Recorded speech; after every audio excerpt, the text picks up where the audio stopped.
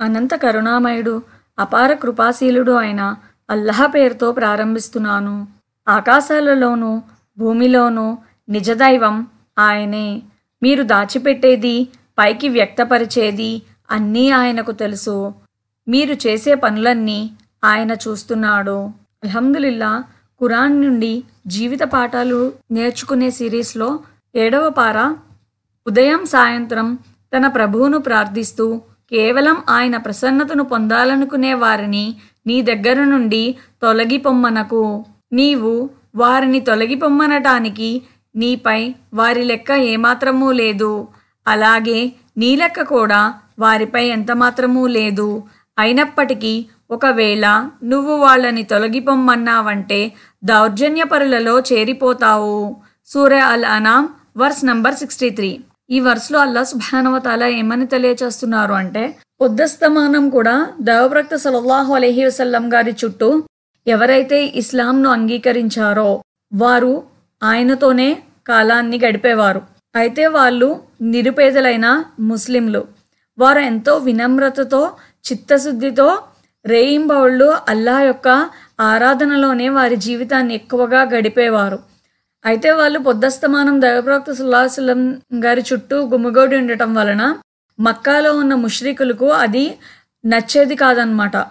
వాళ్ళు ఏమనేవారు అంటే, ఓ ముహమ్మద్, నీ చుట్టూ గుమిగూడి ఉండే ఈ పేదవాళ్ళని నువ్వు కాస్త దూరం జరిపోయి అప్పుడు మేము మీతో కలిసి మాట్లాడతాము అని అనేవారు. అంటే వాళ్ళు ఈ పేదవాళ్ళతో కూర్చుని ఇస్లాం యొక్క మాటలు, దీని యొక్క మాటలు వినటానికి కూడా వాళ్ళ మనసులు రెడీగా లేవన్నమాట.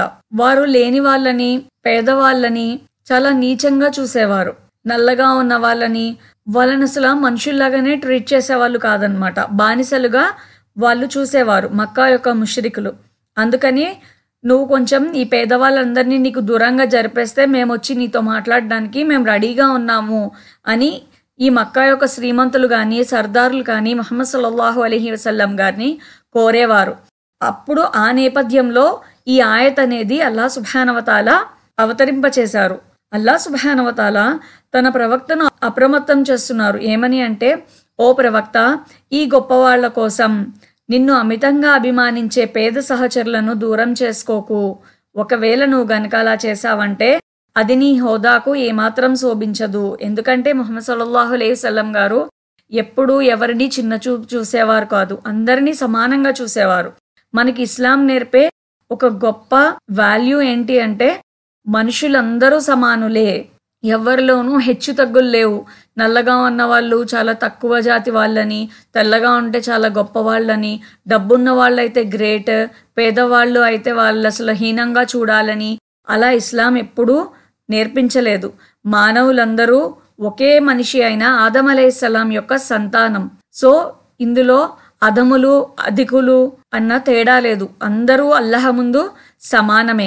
ఒకవేళ నువ్వు గనక అలా చేశావంటే మాత్రం అది నీ హోదాకు ఎంత మాత్రం శోభించదు అని అల్లాహ్ సుబ్హానహు వ తఆలా ముహమ్మద్ సల్లల్లాహు అలైహి వసల్లం గారికి తెలియచేశారు. ఇంకేమన్నారు అంటే, అదొక అన్యాయంతో కూడిన చర్య అని అల్లాహ్ సుబ్హానహు వ తఆలా తెలియచేశారు. కనుక నువ్వు ఆ అన్యాయపరుల సరసన నిలబడకు అని అల్లాహ్ హెచ్చరించాడు. సమాజంలో ఆస్తి అంతస్తులు లేని వారిని చిన్న చూపు చూడటం, వారికి దూరంగా ఉండడం, లేదా వాళ్ళు వస్తున్నారు, పేదవాళ్ళు వస్తున్నారు, లేదా అవసరంలో ఉన్న వాళ్ళు ఎవరైనా వస్తున్నారు, నిరాశ్రయులైన వాళ్ళు వస్తున్నారు అంటే వీళ్ళు వేరే వైపు నుంచి తప్పించుకొని పారిపోవడం, అమ్మో ఇప్పుడు చూసారంటే వాళ్ళతో మాట్లాడాల్సి వస్తుంది, ఏంటి వాళ్ళతో మాట్లాడేది అన్న పొగరు కలిగి ఉండటం, ఇవన్నీ కరెక్ట్ అయిన పద్ధతులు కాదు. అలాంటి వారితో తెగదంపులు చేసుకోవడం కూడా వివేకం మరియు విఘ్నతతో కూడిన పనులు కూడా కాదు. ఇలాంటి చేష్టలకు అజ్ఞానులు మాత్రమే పాల్పడతారు. నిజంగా జ్ఞానం ఉన్నవాళ్ళు అయితే వాళ్ళకి తెలుస్తుంది, ధనవంతులకి పేదలకి తేడా ఏముంది, ఏమి లేదు. అల్లాహ్ సుబ్హానహు వ తఆలా వారిని పేదరికం ఇచ్చి టెస్ట్ చేస్తున్నారు, వీళ్ళకి డబ్బు ఇచ్చి ధనవంతులుగా మార్చి వీళ్ళ నుండి కూడా అల్లాహ్ సుబ్హానహు వ తఆలా టెస్టే తీసుకుంటున్నారు. At the end of the day ఇద్దరూ అల్లాహ్ దగ్గర పరీక్షలోనే ఉన్నారు. ధనవంతుడి నుండి పరీక్ష ఏమిటి అంటే, ఇంకా ఒదిగి ఉండి అల్లాహ్కు కృతజ్ఞుడై పేదవాడికి సహాయం చేసి అల్లాహ్ దగ్గర పెట్టిన పరీక్షలో పాస్ అవ్వగలగాలి. పేదవాడి పరీక్ష ఏమిటి అంటే, సహనంతో, ఓర్పుతో నమాజ్ ద్వారా అల్లాహ్ యొక్క ఆరాధన చేస్తూ ధనవంతుడిని చూసి ఈర్ష్య పడకుండా అల్లా నాకు ఏదైతే చేశాడో నాకు అదే మంచిది అని అల్లా యొక్క ఆజ్ఞతో ఏకీభవించగలిగి సరైన రుజుమార్గంలో నడవడానికి ప్రయత్నం చేయాలి. అప్పుడు ఇతను ఈ టెస్ట్ లో పాస్ అయినట్టు. అంతేకాని పేదవాడవడం తన శాపమేమి కాదు, డబ్బున్న వాళ్ళు అవ్వడం ఏమి మన గొప్ప వరం కూడా కాదు. ఎండ్ ఆఫ్ ద డే ఇద్దరు అల్లా పెట్టిన పరీక్షలోనే ఉన్నారు. ఎవరికైతే జ్ఞానం ఉంటుందో వాళ్ళు మాత్రం ఇలాంటి పేదవారిని కానీ, అభాగ్యులను కానీ, నిరాశ్రయులను కానీ వెక్కిరించడం కానీ, హేళన చేయడం కానీ, చులకనగా చూడటం కానీ చేయరన్నమాట.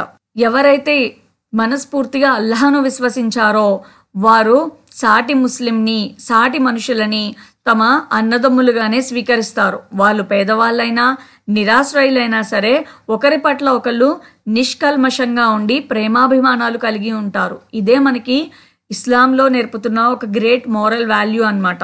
అల్లాహ్ సుబ్హానహు వ తఆలా అంతమంది శ్రీమంతులు, డబ్బున్న వాళ్ళు వచ్చి ముహమ్మద్ సల్లల్లాహు అలైహి వసల్లం దగ్గర మేము దీని మాటలు నేర్చుకుంటాము, ఈ పేదవాళ్ళని జరిపేయండి అని అంటే ఇక్కడ మీరు చూడండి అల్లాహ్ సుబ్హానహు వ తఆలా ఇంపార్టెన్స్ ఇచ్చింది పేదవారికే. ఎందుకు అంటే వాళ్ళు భయభక్తులతో పగలు రాత్రి కూడా అల్లాహ్ యొక్క ఆరాధనలోనే ఉన్నారు కాబట్టి. అల్లా తఆలా చూసేది ఒక మనిషిలో అతని విశ్వాసాన్ని, అంతేకాని అల్లా ఎవరి ఆర్థిక పరిస్థితిని కూడా చూడడు, ఎవరి అందాన్ని చూడడు, సొసైటీలో వాళ్ళకున్న గౌరవ మర్యాదలు కూడా అల్లా సుబ్హానహు వ తఆలా చూడరు. అల్లా ఒక వ్యక్తిలో ఏమి చూస్తారు అంటే అతని విశ్వాసం అల్లాహ్ పట్ల ఏ విధంగా ఉంది, ఆ విశ్వాసానికి తగ్గట్టుగా అతను అల్లాహను రాజీ చేసుకోవడానికి ఆచరణలు ఏ విధంగా చేస్తున్నాడు అన్నది మాత్రమే అల్లా సుబ్హానహు వ తఆలా చూస్తారు.